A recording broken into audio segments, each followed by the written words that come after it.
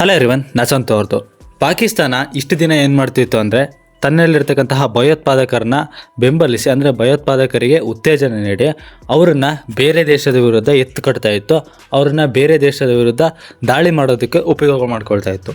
ಅದೇ ರೀತಿ ಭಾರತದ ಮೇಲೂ ಕೂಡ ಮಾಡ್ತಾಯಿತ್ತು. ಆದರೆ ಈಗ ಅದೇ ಭಯೋತ್ಪಾದಕತೆ ಅನ್ನುವಂಥದ್ದು ಇವತ್ತು ಅದೇ ದೇಶವನ್ನು ಕಿತ್ತು ತಿಂತಾ ಇದೆ. ಅಂದರೆ ನಿಮಗೆ ಗೊತ್ತಿದೆ ಅಂದ್ಕೊಳ್ತೀನಿ, ನಿನ್ನೆ ಅಷ್ಟೇ ಪಾಕಿಸ್ತಾನದಲ್ಲಿ ಒಂದು ದಾಳಿ ಆಗುತ್ತೆ. ಆ ಆತ್ಮಾಹುತಿ ಬಾಂಬ್ ದಾಳಿಯಲ್ಲಿ ಸುಮಾರು 60ಕ್ಕೂ ಹೆಚ್ಚು ಜನ ಸಾವನ್ನಪ್ಪಿದ್ದಾರೆ. ಅಷ್ಟೇ ಅಲ್ಲದೆ 160ಕ್ಕೂ ಹೆಚ್ಚಿನ ಜನ ಗಾಯಾಳುಗಳಾಗಿದ್ದಾರೆ. ಆ ರೀತಿಯಾದಂಥ ಒಂದು ಅಟ್ಯಾಕು ಪಾಕಿಸ್ತಾನದಲ್ಲೇ, ಅದು ಕೂಡ ಒಬ್ಬ ಮುಸ್ಲಿಮರಿಂದನೇ ಆಗಿರೋದು. ಅಷ್ಟಕ್ಕೂ ಅಲ್ಲಿ ಏನಾಯಿತು ಏನು ಅನ್ನೋದ್ರ ಬಗ್ಗೆ ಎಲ್ಲದು ಕೂಡ ಈ ವಿಡಿಯೋದಲ್ಲಿ ನೋಡ್ತಾ ಹೋಗೋಣ. ಅದಕ್ಕಿಂತ ಮುಂಚೆ ನೀವು ನಮ್ಮ ಚಾನಲ್ಗೆ ಸಬ್ಸ್ಕ್ರೈಬ್ ಆಗಿಲ್ಲ ಅಂದರೆ ಈಗಲೇ ಸಬ್ಸ್ಕ್ರೈಬ್ ಆಗಿ.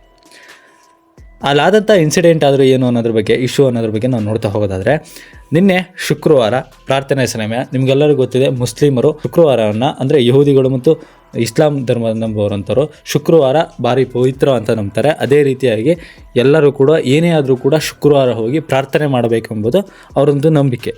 ಅದೇ ರೀತಿಯೇ ನಿನ್ನೆ ಕೂಡ ಇಸ್ಲಾಮಾಬಾದ್ನಲ್ಲಿ, ಅಂದರೆ ಪಾಕಿಸ್ತಾನದ ರಾಜಧಾನಿಗಿರ್ತಕ್ಕಂತಹ ಇಸ್ಲಾಮಾಬಾದ್ನಲ್ಲಿ ಅಲ್ಲೇ ಹತ್ತಿರ ಇರತಕ್ಕಂತಹ ಖದೀಜಾತುಲ್ ಕುಬ್ರಾ ಮಸೀದಿಯಲ್ಲಿ, ಅಂದರೆ ಇದೊಂದು ತುಂಬ ಪ್ರಸಿದ್ಧ ಮಸೀದಿ, ಇದು ಶಿಯಾ ಮುಸ್ಲಿಮರಿಗೆ ಸೇರಿದಂತಹ ಒಂದು ಮಸೀದಿ. ಇಲ್ಲಿ ಅಟ್ಯಾಕ್ ಆಗಿದ್ದು ಕೂಡ ಒಬ್ಬ ಸುನ್ನಿ ಮುಸ್ಲಿಮರಿಂದನೇ ಅಟ್ಯಾಕ್ ಆಗಿರೋದು. ಅಲ್ಲಿ ಸೇರಿದಂಥವರೆಲ್ಲರೂ ಕೂಡ ಶಿಯಾ ಮುಸ್ಲಿಮರು. ನಿನ್ನೆ ಒಂದು ಸುಮಾರು 1 ಗಂಟೆ ಆದಂಥ ಸಮಯದಲ್ಲಿ ಒಬ್ಬ ಅಪರಿಚಿತ ವ್ಯಕ್ತಿ ಏನು ಮಾಡ್ತಾನೆ ಅಂದರೆ, ಬ್ಯಾಗನ್ನು ಹಾಕ್ಕೊಂಡು ಈ ಮಸೀದಿ ಹತ್ರ ಬರ್ತಾನೆ. ಬಂದ ತಕ್ಷಣ ಅವನನ್ನು ನೋಡಿದ ತಕ್ಷಣ ಏನಾಗುತ್ತೆ ಅಂದರೆ, ಆ ಸೆಕ್ಯೂರಿಟಿ ಗಾರ್ಡ್ಗೆ ಇವನ ಮೇಲೆ ಸ್ವಲ್ಪ ಡೌಟ್ ಬಂದ ಕಾರಣ ಸೆಕ್ಯೂರಿಟಿ ಗಾರ್ಡ್ ಏನು ಮಾಡ್ತಾನೆ, ಅಲ್ಲೇ ನಿಲ್ಲಿಸ್ತಾನೆ. ನೀನು ಯಾರು ಏನು ಅನ್ನೋದ್ರ ಬಗ್ಗೆ ಏನಾದ್ರೆ ಕೇಳೋದಕ್ಕೆ ಸ್ಟಾರ್ಟ್ ಮಾಡಿದಾಗ ಅವನಿಗೆ ಗೊತ್ತಾಗುತ್ತೆ ನನ್ನನ್ನು ಒಳಗಡೆ ಮುಂದೆ ಬಿಡಲ್ಲ ಅಂತ ಅಂದ್ಕೊಂಡು ಅವನು ತಕ್ಷಣ ಅಲ್ಲೇ ತನ್ನಲ್ಲಿದ್ದಂತಹ ಆ ಬಾಂಬನ್ನು ಅಲ್ಲೇ ತಾನು ಸೇರಿಸ್ಕೊಂಡು ಸ್ಫೋಟಿಸ್ಕೊಳ್ತಾನೆ. ಆದ್ದರಿಂದ ಅವನು ಕೂಡ ಅಲ್ಲೇ ಸಾವನ್ನಪ್ತಾನೆ. ಅಷ್ಟೇ ಅಲ್ಲದೆ ಅವನು ಸಾಯೋದಲ್ಲೇ ಸುಮಾರು 60ಕ್ಕೂ ಹೆಚ್ಚಿನ ಜನರ ಸಾವನ್ನಪ್ತಾನೆ.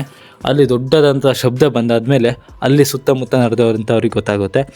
ಈಗ ಏನಾಗಿದೆ ಅಂದರೆ, ಈ ವಿಚಾರವನ್ನು ಹೊರಗಡೆ ತರಬಾರ್ದು ಅಂತ ಹೇಳ್ಕೊಂಡು, ಈ ವಿಚಾರ ಹೊರಗಡೆ ಗೊತ್ತಾದರೆ ತಮ್ಮ ದೇಶದ ಮಾನ ಮರ್ಯಾದೆ ಹೋಗುತ್ತಲ್ಲ, ಅದೇ ಕಾರಣಕ್ಕೆ ಅಲ್ಲಿರ್ತಕ್ಕಂಥ ಯಾವುದೇ ದೊಡ್ಡ ಪ್ರೆಸ್ ಕೂಡ, ಅಂದರೆ ಮಾಧ್ಯಮಗಳು ಕೂಡ ಇದ್ರ ಬಗ್ಗೆ ಪ್ರಸಾರವನ್ನು ಮಾಡ್ತಾ ಇಲ್ಲ. ಇದ್ರ ಬಗ್ಗೆ ಯಾವುದೇ ರೀತಿಯಂಥ ನ್ಯೂಸನ್ನು ಅವರು ಪ್ರಚಾರ ಮಾಡೋದಕ್ಕೆ ಇಷ್ಟಪಡ್ತಾ ಇಲ್ಲ. ಆ ರೀತಿಯಾಗಿ ತಮ್ಮ ದೇಶದ ಮಾನ ಮರ್ಯಾದೆ ಉಳಿಸ್ಕೋಬೇಕಾಗುತ್ತಲ್ಲ. ಯಾಕಂದರೆ ಭಯೋತ್ಪಾದಕರನ್ನು ಇಷ್ಟು ದಿನ ಪ್ರಚೋದನೆ ಮಾಡ್ತಿದ್ದಂಥವ್ರು ಈಗ ಭಯೋತ್ಪಾದಕರ ವಿರುದ್ಧ ನಿಂತರೆ ಇವ್ರನ್ನ ಹೇಗೆ ನಂಬ್ತಾರೋ ಅವರು, ಆ ಭಯೋತ್ಪಾದಕರು ಇವರನ್ನು ನಂಬಲ್ಲವಲ್ಲ. ಅದೇ ಕಾರಣಕ್ಕೆ ಇದ್ರ ಬಗ್ಗೆ ಕೂಡ ಇಲ್ಲೂ ಕೂಡ ಸ್ಪ್ರೆಡನ್ನು ಮಾಡ್ತಾಯಿಲ್ಲ.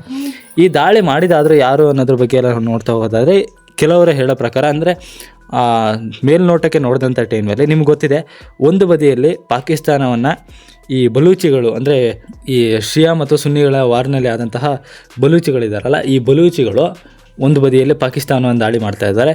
ಇವರು ಮಾಡಿದ್ದಾರೆ ಅಂತ ಹೇಳ್ಕೊಂಡು ಕೆಲವರು ಹೇಳ್ತಾ ಇರ್ತಾರೆ. ಅಷ್ಟೇ ಅಲ್ಲದೆ ಇನ್ನೊಬ್ಬರು ಮಾಡಿದ್ದಾರೆ ಅಂತ ಹೇಳ್ತಾ ಹೋಗ್ತಾರೆ.